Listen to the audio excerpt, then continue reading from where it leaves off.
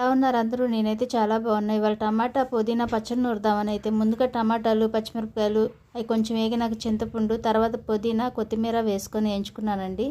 వేయించుకొని ఇట్లా రోట్లో వేసుకొని నూరుకున్నా. నాకంటే పెద్ద రోలు లేదు, చిన్న రోలే. 3 స్టేర్లు పైన ఉంటాం కాబట్టి పెద్ద రోలు అయితే తీసుకోవాలా. అల్లం పేస్ట్ నూరుకోవడానికి ఇలా పనికొచ్చిద్దని అయితే వేసుకుంటున్నాను. కానీ ఇదే పచ్చడి దీంట్లోనే నూరమన్నారు మా వారు. సరే అని చెప్పి నూరితే టేస్ట్ భలే వచ్చిందండి. చాలా రుచిగా ఉంది, చాలా టేస్ట్గా ఉంది.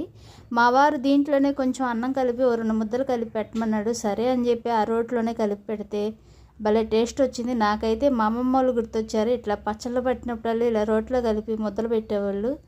అంటే ఈ పచ్చళ్ళు కాదండి, పట్టిన పచ్చళ్ళు సూపర్గా ఉండిద్ది. మా ఆయన అయితే టేస్ట్ భలే ఉందన్నాడు. ఇలా తాలింపు తర్వాత పెట్టుకున్నాను. మా ఆయనకి పెట్టేసిన తర్వాత తాలింపు వేసుకున్నాను. ఆవాలు, జీలకర్ర, ఎండుమిరపకాయలు, కొత్తిమీర, కరివేపాకు వేసుకొని ఎంచుకున్నానండి. మా వీడియో కనుక నచ్చితే లైక్ చేయండి, సబ్స్క్రైబ్ చేసుకుని బాయ్ బాయ్.